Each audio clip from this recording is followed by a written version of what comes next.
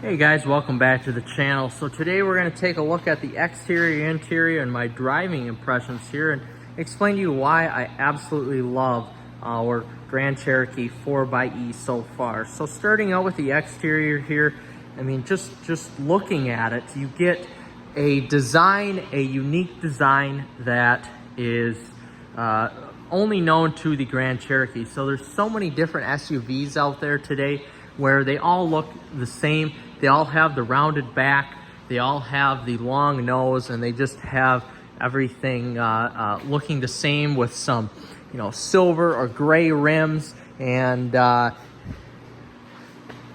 plastic everywhere. But again, this is a Grand Cherokee. We do have a little bit of plastic down low, but we're getting that classic WK and WK2 look that, even though this is the new WL, that the redesign still kept. So you do get the unique C-pillar and D-pillar area that you would only get with a Grand Cherokee. You get a nice clean back here that does actually look pretty masculine and feminine as well. You can swing both ways here. It's really not a bad option. But again, looking at the back, it's very clean, has a really sleek design. I like how they incorporated here the area to put the license plate, and honestly, without the license plate, of course, it would look pretty normal and boring. But with the license plate there, it looks good. I like how there's a little bit of a slope, kind of like a half rhombus there, or whatever design that would be, going up to the backup camera, and then the Jeep logo as well. And I wish there was some exhaust tips here, but this is the 4xe model, so you don't get that. You just get the plastic cladding that goes with it. So with this 4xe here, I had these rims blacked out, and I did put some awesome Bridgestone Dueler Revo AT3s on that really give this a good look and make it very capable as well. This color should be noted, it is diamond black, so if we get close to it here, it's different than the Chrysler Brilliant Black. It is the Chrysler Diamond Black, so there's almost a gold flake, gold speck to it, as where the Brilliant Black almost has kind of a bluish or greenish speck. So looking forward here, a classic Grand Cherokee design. I'm missing out though where they have the little indent that runs along there to almost give it like a 1, 2, 3 flare-sided look to it, but it is a little bit of a cleaner design. I like the door handles here, how big they are and easy to grab. Looking at the front, this is where the Grand Cherokee really excels, and it doesn't look like really anything else on the market. So if you were to turn the lights on here, these of course are LED illuminators. They are amber colored, and you have the LED fog lights and the regular lights and high beams as well. But the front slot is unique to Jeep. You've got the 7-slotted grille, a large air intake area for the radiator for the cooling of this vehicle, as this does need cooling. There is no cooling vents here. This is just all plastic. This model does not come with the off-road package, so it didn't come with the recovery hooks, which make it look just that much better. But it is a pretty unique look and something you don't get with a lot of other SUVs out there. And again, this isn't like a lot of SUVs out there. Of course, you get surround view camera. There's our plug. It's plugged in right now. And of course, the Grand Cherokee emblem here with the blue accenting on the chrome as well. Any sort of Jeep or Grand Cherokee logo here has some sort of blue on it to tell you this is the 4xe model. Just really a classic design and something that is going to age very, very, very well going into the future, just like a WK or a WK2, with their designs there being basically timeless designs. And taking a look at the interior here, this is where they upgraded their interior a lot and where they needed it. So this comes with the passenger screen, which is honestly sort of nice for us. And you can see here, this is technically the base 4xe trim, but it is equipped it's actually very highly equipped. So it's the Luxury Tech 2 group. So it does come with the Capri Access Leather 2 seating. So a mid-level leather seating here and some nicer touch points. This is very similar to what you would get with an ICE-powered Overland trim. So it's pretty well equipped here. Heated and cooled seats, which we like. Full surround view, backup camera. Quadra Track, I believe. Quadra Track 2 4-wheel drive system. You can see we've got hill descent control and the 4-wheel drive low option here. A lot of piano black, which I don't necessarily like, but when you sit in the actual cabin, and you'll be able to see in the driving portion, there is just so much room here, and the seating is so soft, and there's tons of leg space here. The materials, yes, I mean, some of these are hard plastic areas, but what are you going to do about that? This is not the Summit Reserve trim, so I'm fine with having some hard plastic here and there. But the interior has been much revised, so where you're not, even though this is a tall vehicle, you're not sitting up as high into the vehicle like a WK used to be. You kind of sit more in the vehicle, but you still have a very commanding view of the road. Looking at the rear seats here, again, peasant blockers, which is really nice to have. Some nice kind of faux wood material that give it a nice sleek look, and you get some sort of soft injection molded plastic there, but soft place to lay your arms. An Alpine sound system, which I think is the best sound system out of the Alpine, Harman Kardon, or Klipsch or Macintosh systems that are offered within the Stellantis group. These seats do recline. These are in the upright position right now. They're pretty, upright, not very comfortable, but these do recline back fairly far. The seating back here is honestly just as comfortable as in the front, because these seats are pretty soft and they are pretty plush, which is a huge plus if you're taking people along with you. And you can see just how far back this seat is here and how much leg room you get. I mean, here's my arm. Kind of a tough way to show, but you get quite a bit of leg room or arm room there if you're laying down. And it's really just a great place to spend your time. But the trunk here as well, one touch open, of course, all power as it should be. Huge cavernous trunk, oh my goodness.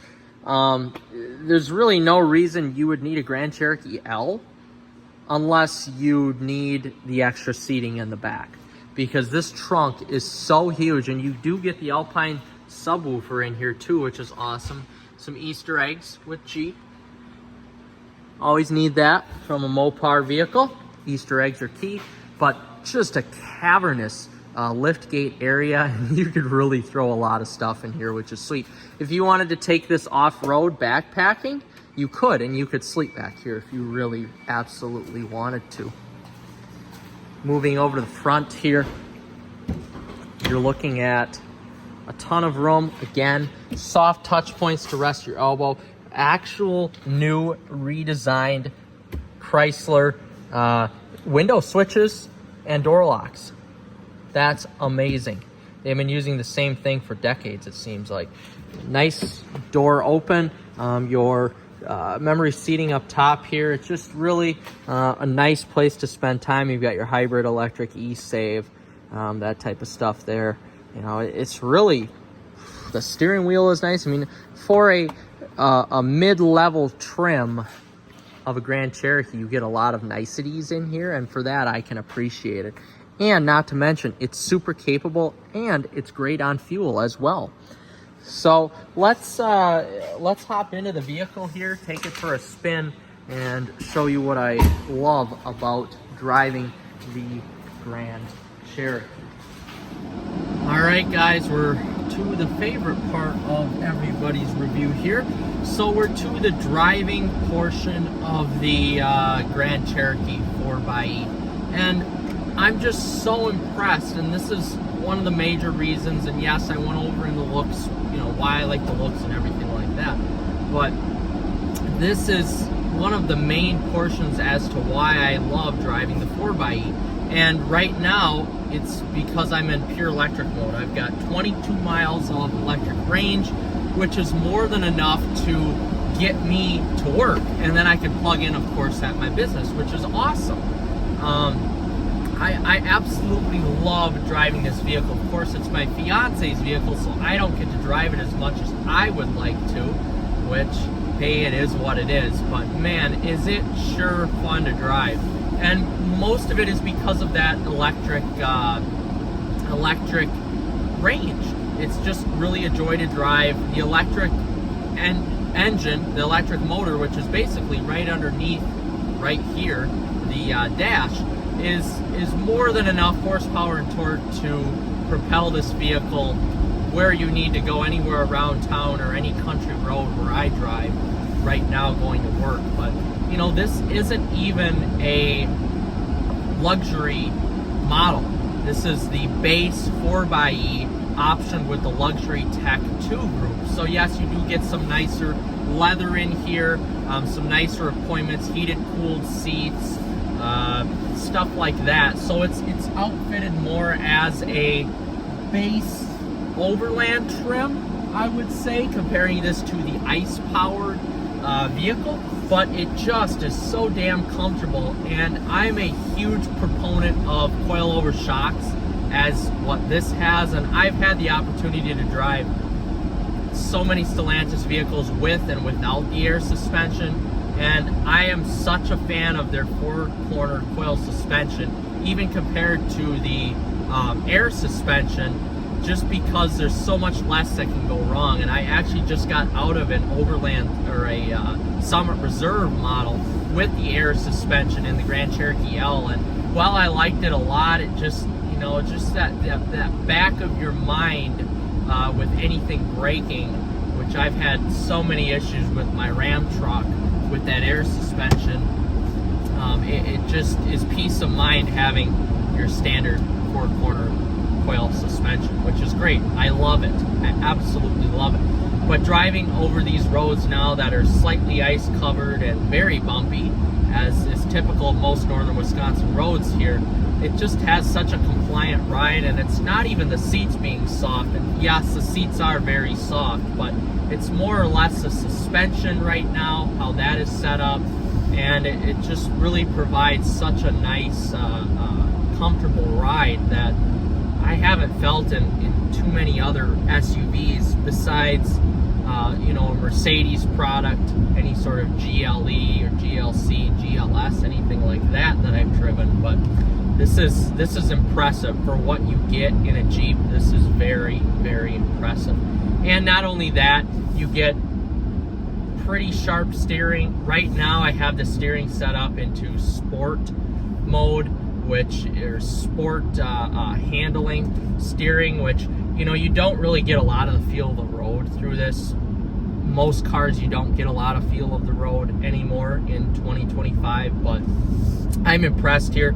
I like my steering a little bit heavier with my vehicles. That's just a personal thing that I like, and this definitely has that. And of course, you can option it from sport to comfort to standard, which is nice. My fiance's setting right now is the light setting, so it's easier to turn. I like it on the sport setting because I drive SRT products all the time, and I like that heavier feeling on the wheel. But it's just such a capable car. I like my seating position too. That's something that's often overlooked in vehicles, is your seating position.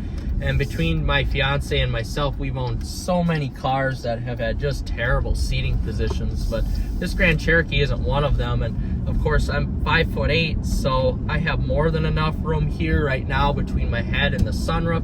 I'm not a very tall guy, so I have just absolutely tons of room. I would feel comfortable in here if I was 6'6". Truthfully, it's just such a large vehicle. I love how the dash and the steering wheel and the seating is laid out in here. There's plenty of room for tall people, short people, kids in the back, adults in the back. It really doesn't matter. But just driving here, I did just put new tires on this, so I have the Bridgestone AT3 Revos on right now, so the ride is louder than stock, louder than the Bridgestone Dueler HL400s that I had on here. But if we're just cruising along here, which I'm going at 60 right now on rough road, it's pretty quiet. I can't hear the wind noise. All I can hear is the tire noise, which is awesome. And honestly, guys, I'm totally okay with that. I bought these tires for winter time and the occasional maybe summertime usage that will take this on the trail. And honestly, it's okay for us. We're not all about the full luxury lifestyle where everything has to be just perfectly quiet. This was perfectly quiet with the Bridgestone HL400s on there. So if you don't live in an area where you don't necessarily get a lot of snow, or you don't take this off-road at all, then the HL400s are perfect on here. I have to slow down. I've got some pheasants. Beautiful, wow, beautiful rooster pheasants right now on the road in front of me. Oh my goodness. And the one pedal driving experience on this, that was a great time to test it. It does excellent. It really does. I love, and I've learned to love it through my Chevy Volt that I have, but the one pedal driving experience in this Jeep is great. I mean, I'm going 50, I'm slowing down, and I don't, you know, if I time it right, I don't need to apply brakes except at the end at a stop sign or a stop light, which is great. I'm truly happy with that. But comparing this to a lot of other SUVs that I've drove, this is by far one of the most comfortable. It's one of the most commanding.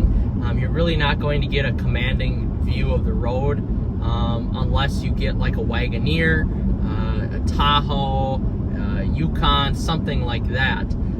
If you're looking for an SUV with a more of a commanding view of the road than this Grand Cherokee. It just does such a good job at balancing the view of the road, along with giving you a nice kind of almost a bunkerized feeling while you're in here, but there's really no blind spot. The A pillars are nice, the B pillars are nice. I mean, there's no reason why you have a big blind spot in this vehicle. And then, of course, if you're really looking back, you have your digital rear view mirror, which I can switch from normal to digital, and the digital is the way to go in my opinion here. But you know, everything you want in this vehicle is what you have. And we've got heated seats, cooled seats, heated steering wheel, the passenger screen, a great driving experience, the ability to go into pure electric mode, so we're not using any gasoline whatsoever. And when we want to put the pedal down, it goes 0 to 60 in 5.1 to 5.2 seconds. So for a full-size SUV that weighs 54 to 5,600 pounds, somewhere in there, that's pretty dang fast for the price point that you pay in this Jeep. So it does everything great for us, and we're very, very happy we purchased it. The driving experience, like I said, is great. For coil-over suspension with no adjustable dampers on it, this is one of the best I've tested in an SUV. There's been a few older Mercedes and a few, I'm trying to think here, older BMWs that I've been in that are a little bit better, but this is hands down one of the best suspension setups I've seen. So we're really impressed with it. Interior materials are nice here. We love it. We absolutely love it. Right now, one gripe I have, so the vehicle goes into form mode a lot, which is the response, and now it just went back into electric. But the vehicle goes into form mode quite a bit, and granted, it has been really cold here, so that's something I actually should talk about. So form mode is basically to keep gas pumping through the engine so it doesn't go stale on you. And honestly, I think it's a little bit too much. Right now we're in electric mode. It just went into form mode, but we were going on an uphill, so that may have had something to do with it. Right now we're going on a pretty steep incline as well. But it does go into form mode a lot, and I don't necessarily like that very much, because the whole point of this vehicle is to go on electric only. So right now we're still trucking along in electric mode, which is good. Another thing I have to say, and this goes for the Volt as well, Again, there it just went into form mode. I'm almost thinking it did that just because we're going up this steep incline. Yep, there we go. So now we're back into electric mode. When it gets really cold out, it's 31 right now, but tomorrow it's supposed to, we're gonna have basically an 80-degree drop in temperature. Right now it's supposed to be about 40. Starting tomorrow, we're gonna see wind chills right around 30 to 40 below, with ambient air temperatures about 10 to 20 below zero. So when that happens, when it gets extremely cold, I've noticed anything under 15 degrees, 20 degrees, and this goes for the Volt as well, the engine, the ice-powered engine has to kick on just to power the heater and stuff like that, just to make sure the battery isn't running out too fast, because this battery will run out extremely fast if it is cold out. And case in point, right now I started with 23 miles with electric range, and I've got 8 miles left, and I probably maybe only went 10 miles right now, so that has a little bit to do with it here. Now the gas engine kicked on. Again, we're in form mode, so that's one thing I don't necessarily like about the vehicle, is that it goes into these modes quite a bit, and that could honestly be because of the cold wintertime temperatures. I'm not totally sure, but we're gonna actually leave it in drive mode sport and have both the electric engine and the gas power engine drive us here, propel us. And I have to say, I'm thoroughly impressed. This has got 375 horsepower and 470 torque, almost as much as my Jeep SRT. And you can feel it when you step on the pedal. There is no turbo lag because of the fact that you have the electric engine. So the electric engine fills the gaps of the torque where you would shift or where you would get that turbo lag. So you're always propelling at a linear, it's almost like a naturally aspirated engine feeling is the best way I can describe it. You always have linear torque feel. You're never searching for torque, you're never running out of torque. You're getting all 470 pound-feet in basically any RPM, which is great.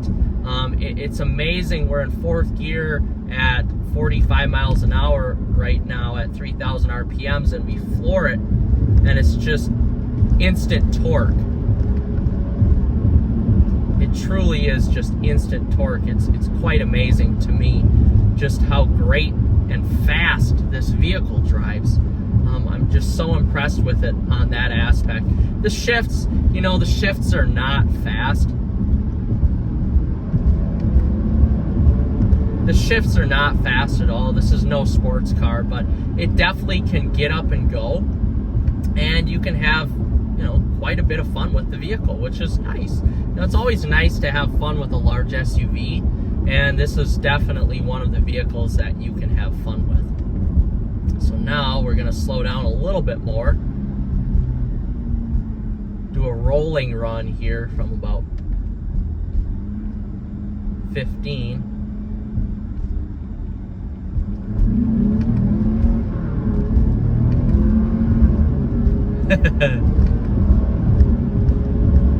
So it's pretty good. This is great. It's a blast to drive. Like I said, it's fast enough. 5.1, 5.2 to 60 is definitely more than enough here for sure. But you know, for a Jeep and the price point that we paid for this used, we have no complaints about it. But now I'm going to take this out of sport mode and out of manual mode here and put it back into auto mode and see now if I can go back into electric, which now I can. So it's interesting how the form mode works, and I think a lot of it has to do with the cold weather. So make sure you have a place to plug this in at night so that battery can always stay charged up, essentially. So again, back into form mode. Once Usually it goes out of 4 mode once you plug it in and charge it to 100%, then it's good.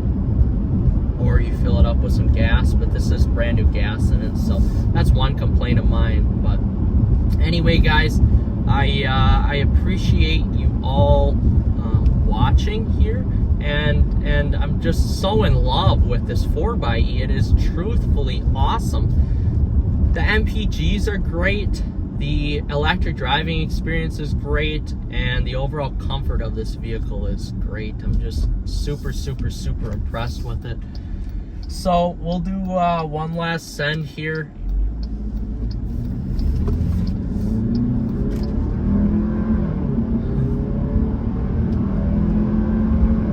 It's not bad, it's pretty good. So with that being said, guys, we'll see you in the next one. Like and subscribe, and take care.